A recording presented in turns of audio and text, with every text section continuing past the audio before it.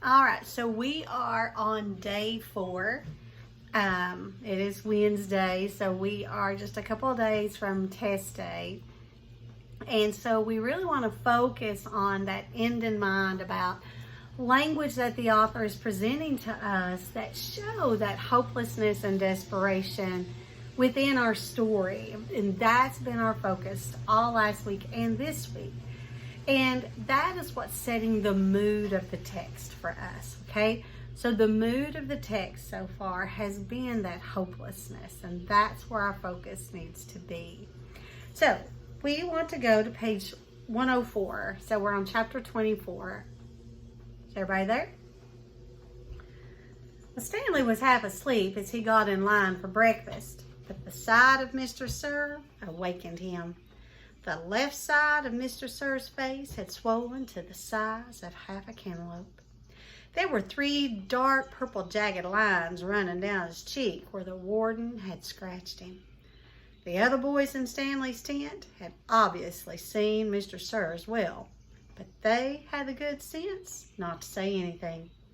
Well, Stanley put a carton of juice and a plastic spoon on his tray, and he kept his eyes down and hardly breathed as Mr. Sir ladled some oatmeal-like stuff into his bowl.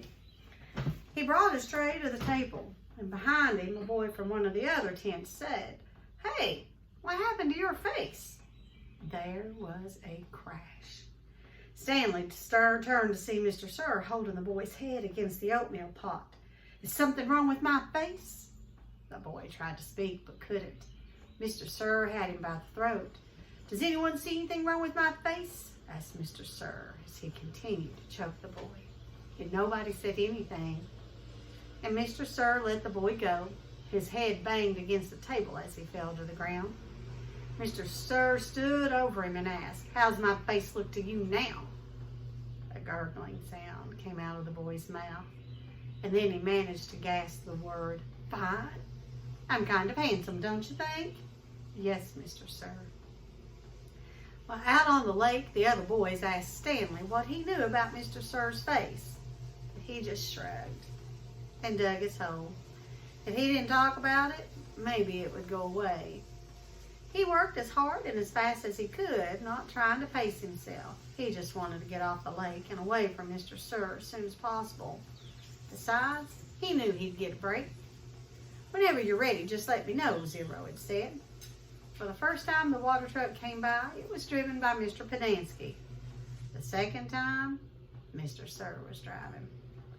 No one said anything except, "Thank you, Mr. Sir," as he filled each canteen. No one even dared to look at his grotesque face. As Stanley waited, he ran his tongue over the roof of his mouth and inside his cheeks. His mouth was as dry and as parched as the lake. The bright sun reflected off the side mirror of the truck, and Stanley had to shield his eyes with his hand. "Thank you, Mr. Sir," said Magnet as he took his canteen from him. "You thirsty, caveman?" Mr. Sir asked. "Yes, Mr. Sir," Stanley said, handing his canteen to him. Mr. Sir opened the nozzle and the water flowed out of the tank, but it did not go into Stanley's canteen. Instead, he held the canteen right next to the stream of water. Stanley watched the water splatter on the ground, where it was quickly absorbed by the thirsty ground. Mr. Sir let the water run for about 30 seconds, then stopped. "You want more?" he asked. Stanley didn't answer. Mr. Sir turned the water back on, and again Stanley watched it pour into the dirt. "There, that should be plenty." And he handed Stanley his empty canteen. Stanley stared at the dark spot on the ground, which quickly shrank before his eyes. "Thank you, Mr. Sir," he said. Now, in this small chapter that I just read, the mood is still hopelessness and desperation. Can you think of examples of language, the words that the author used that helped create that mood? And I want you to kind of go back real quick. Pick out something that jumps out at you that helps create that mood of hopelessness.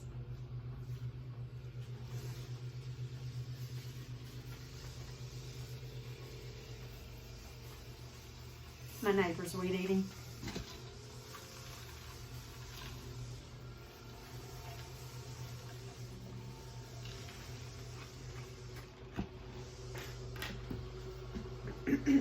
I found something at the bottom of 105. It says his tongue was as dry and as parched as the lake. On 106 it says he had to shield his eyes. And even further down it says Stanley watched the water splatter on the dirt where it was quickly absorbed by the thirsty ground. To me, that really shows that hopelessness. You know, here Stanley is so unbelievably thirsty, and he's just turned it open to let it just flow and be done. You know, that's so horrible. But let's think about, why does Mr. Sir do that? Yeah, he does it because he's mad at Stanley. And I've never truly understood, why is he so mad at Stanley? It's kind of his fault. He's the one that took Stanley to the warden. It's not Stanley's fault that she scratched him across the face. I've never really quite figured that out. But anyway, let's go back to chapter 25. I may have to shut my window. There was a doctor in the town of Green Lake 110 years ago. His name was Dr. Hawthorne. And whenever people got sick, they would go see Doc Hawthorne, but they would also see Sam, the onion man. Onions, sweet, fresh onions, Sam would call, as he and his donkey Mary Lou walked up and down the dirt roads of Green Lake. Mary Lou pulled a cart full of onions. Sam's onion field was somewhere on the other side of the lake, and once or twice a week he would row across the lake and pick a new patch to fill the cart. Sam had big, strong arms, but it would still take all day for him to row across the lake, and another day for him to return. Most of the time, he would leave Mary Lou in a shed, which the walkers let him use at no charge. But sometimes he would take Mary Lou on his boat with him. Sam claimed that Mary Lou was almost 50 years old, which was, and still is, extraordinarily old for a donkey. But she eats nothing but raw onions, Sam would say, holding up a wild onion between his dark fingers. It's nature's magic vegetable. If a person ate nothing but raw onions, he would live to be 200 years old. Sam was not much older than 20, so nobody was quite sure that Mary Lou was really as old as he said she was. How would he know? Still, nobody ever argued with Sam. And whenever they were sick, they would go not only to Doc Hawthorne, but also to Sam. Sam always gave the same advice: eat plenty of onions. He said that onions were good for the digestion, the liver, the stomach, the lungs, the heart, and the brain. If you don't believe me, just look at old Mary Lou here. She's never been sick a day in her life. He also had made different ointments, lotions, syrups, and pastes, all made out of onion juice and different parts of the onion plant. This one cured asthma. That one was for warts and pimples. Another was a remedy for arthritis. He even had a special ointment which he claimed would cure baldness. Just rub it on your husband's head every night when he's sleeping, Miss Collingwood, and soon his hair will be as thick and as long as Mary Lou's tails. Let me shut this window.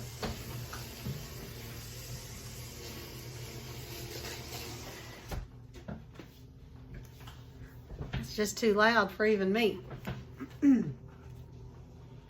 Now, Doc Hawthorne did not resent Sam. While the folks of Green Lake were afraid to take chances, they would get regular medicine from Doc Hawthorne and onion concoctions from Sam. And after they got over their illness, no one could be sure, not even Doc Hawthorne, which of the two treatments had done the trick. Doc Hawthorne was almost completely bald, and in the morning, his head often smelled like onions. Whenever Catherine Barlow bought onions, she always bought an extra one or two and would let Mary Lou eat them out of her hand. Is something wrong? Sam asked one day as she was feeding Mary Lou. You seem distracted. Oh, it's just the weather, said Catherine. It looks like rain clouds moving in. Well, me and Mary Lou, we like the rain, said Sam. Oh, I like it fine, said Miss Catherine as she rubbed the donkey's rough hair on top of its head. It's just that the roof leaks in the schoolhouse. Well, I can fix that, said Sam. Well, what are you going to do? Catherine joked. Fill the holes with onion paste? Sam laughed. I'm good with my hands, he told her. I built my own boat. If it leaked, I'd be in big trouble.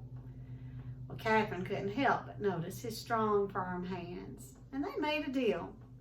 He agreed to fix the leaky roof in exchange for 6 jars of spiced peaches. Well, it took Sam a week to fix the roof because he could only work in the afternoons. After school let out and before night classes began, Sam wasn't allowed to attend classes because he was a Negro, but they let him fix the building. Miss Catherine usually stayed in the schoolhouse grading papers and such while Sam worked on the roof.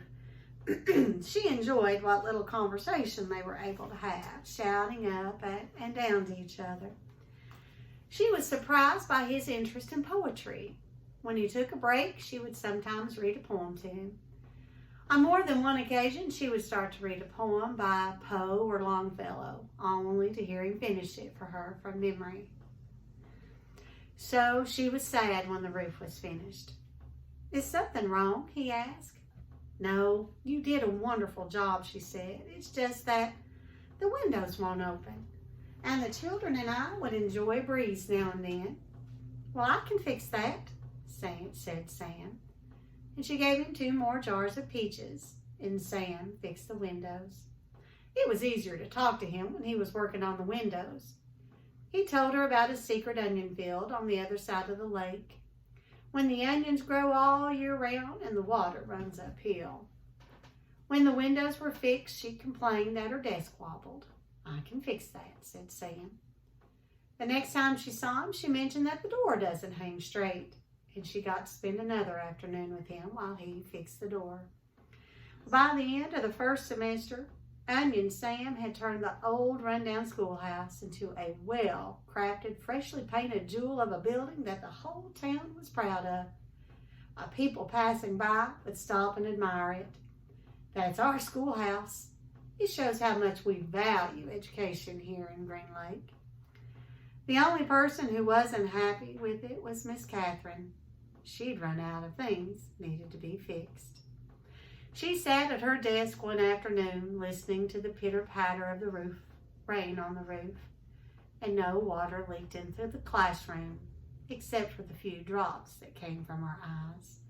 Onions, hot sweet onions, Sam called out on the street, and she ran to him. She wanted to throw her arms around it, but couldn't bring herself to do it. Instead, she hugged Mary Lou's neck. Is something wrong? He asked her. Oh, Sam, she said, my heart is breaking. I can fix that, said Sam, and she turned to him. He took hold of both her hands and kissed her. Because of the rain, there was nobody else out on the street, and even if there was, Catherine and Sam wouldn't have noticed. They were lost in their own world. At that moment, however, Hattie Parker stepped out of the general store. They didn't see her, but she saw them. She pointed her quivering finger in their direction and whispered, God will punish you. Now, I'd like you to take just a moment, and we're going to break the questions down. Let me flip over to them. Number 1, how did Kissing Kate Barlow get her nickname as an outlaw? Number 2, what language did the author use to support the mood of hopelessness and desperation in today's reading?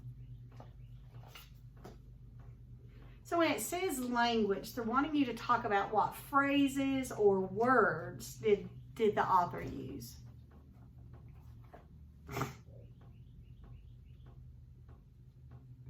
Number 3, what do you think Mr. Sir put in Stanley's canteen?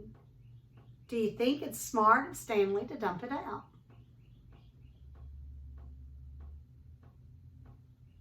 And last, What does Stanley teach Zero after he teaches him the final 6 letters of the alphabet? And then what does Zero think of it?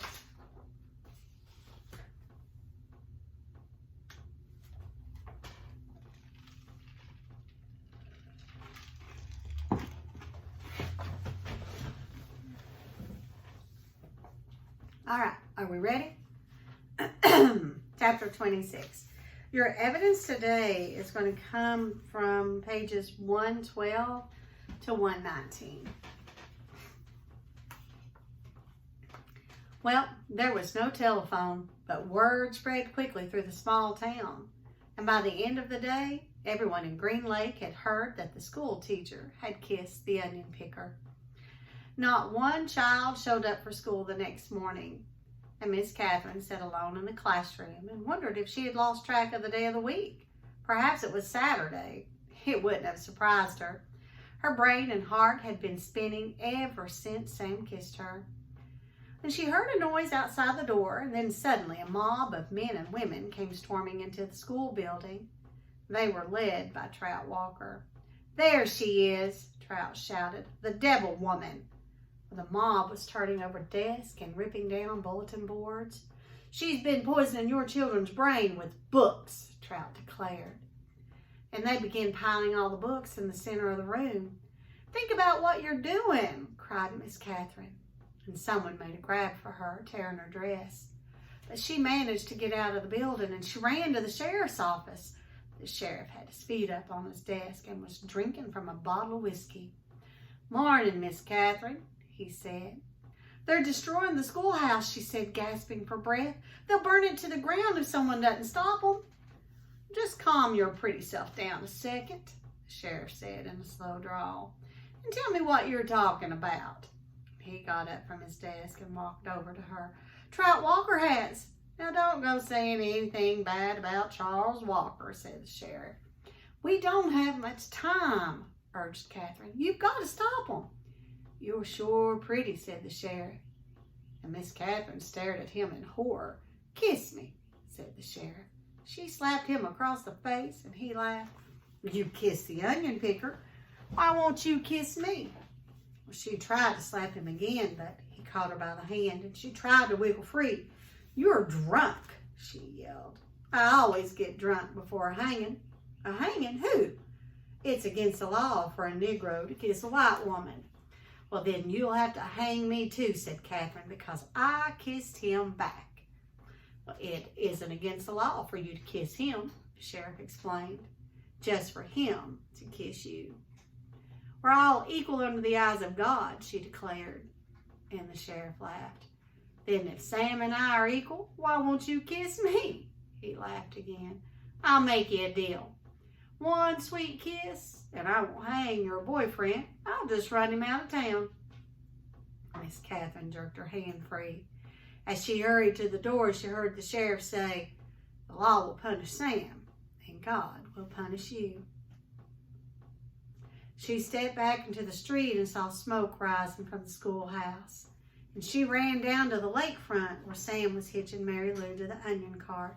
"Thank God I found you," she sighed, hugging him. "You've got to get out of here now." "What?" "Someone must have seen us kissing yesterday," she said. "They set fire to the schoolhouse, and the sheriff said he's going to hang you." Sam hesitated for a moment, as if he couldn't quite believe it. He didn't want to believe it. "Come on, Mary Lou. You have to leave Mary Lou behind," said Catherine. And Sam stared at her for a moment, and there were tears in his eyes. "Okay." Sam's boat was in the water, tied to a tree by a long rope. He untied it, and they waded through the water and climbed aboard. His powerful arms rowed them away from the shore, but his powerful arms were no match for Trout Walker's motorized boat. They were little more than halfway across the lake when Miss Catherine heard the loud roar of the engine. Then she saw the ugly black smoke. These are the facts. The Walker boat smashed into Sam's boat. Sam was shot and killed in the water. Catherine Barlow was rescued against her wishes, and when they returned to the shore, she saw Mary Lou's body lying on the ground. The donkey had been shot in the head. That all happened 110 years ago. Since then, not one drop of rain had fallen on Green Lake. You make the decision. Whom did God punish? 3 days after Sam's death, Miss Catherine shot the sheriff while he was sitting in his chair drinking a cup of coffee. Then she carefully applied a fresh coat of red lipstick and gave him the kiss he had asked for. For the next 20 years, Kissin' Kate Barlow was one of the most feared outlaws in all the West.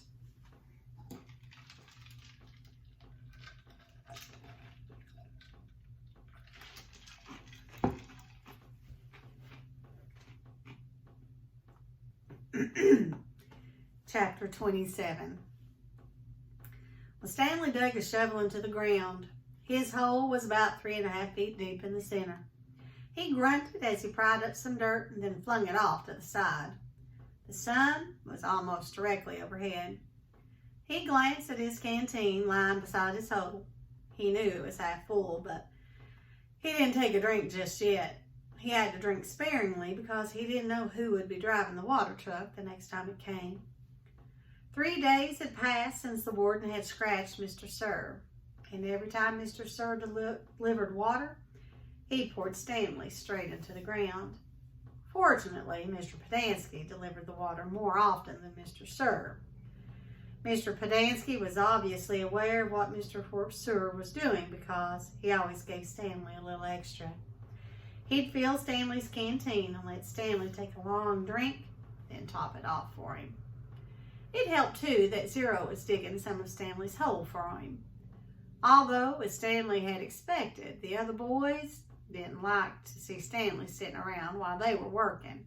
They'd say things like, "Who died and made you king?"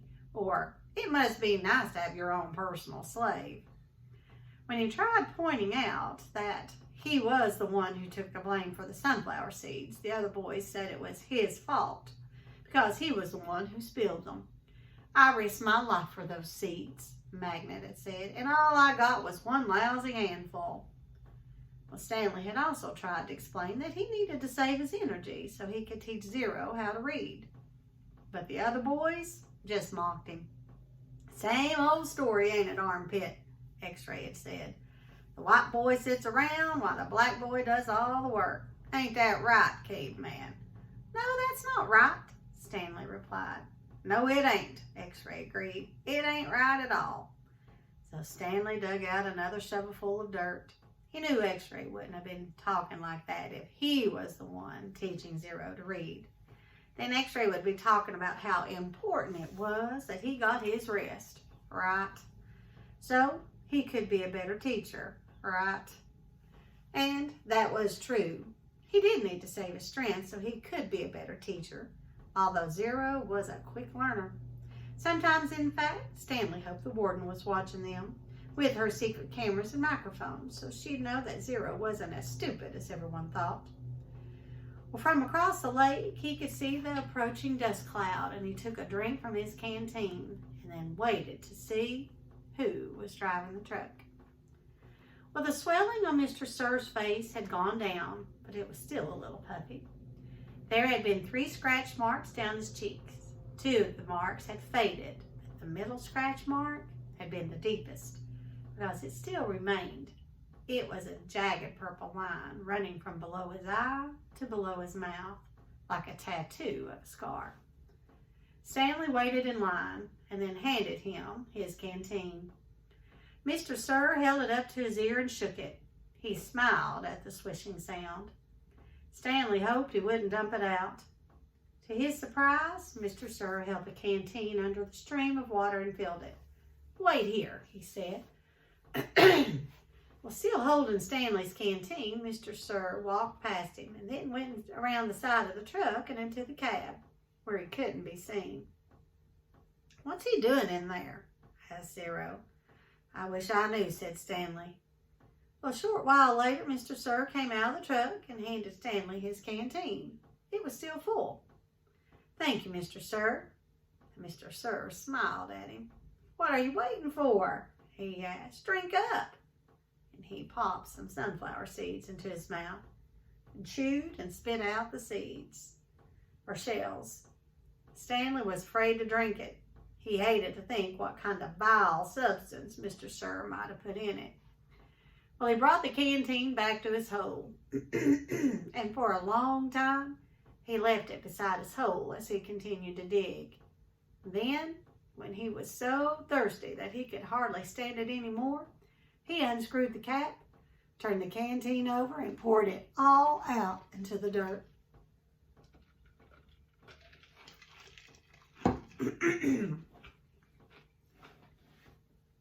He was afraid that if he waited another second, he might have taken a drink. After Stanley taught Zero the final 6 letters of the alphabet, he taught him to write his name. Capital Z-E-R-O. And Zero wrote the letters as Stanley said them. Zero, he said, looking at his piece of paper. His smile was too big for his face. And Stanley watched him write it over and over again. 0, 0, 0, 0, 0, 0, 0. In a way, it made him sad. He couldn't help but think that 100 times 0 was still nothing. You know, that's not my real name, Zero said as they headed to the rec room for dinner. Well, yeah, Stanley said. I guess I knew that. He had never really been sure. Everyone always called me Zero, even before I came here. Oh, okay. My real name is Hector. Hector, Stanley repeated. Hector Zeroni. That's where our reading stops. Now, what I want you to do is, I want you to do just like on Tuesday. I want you to focus on looking at the vocabulary, which is just questions 3 and 4. That's all you're going to do today, okay? And put those in your journals, and I'll see you in a bit.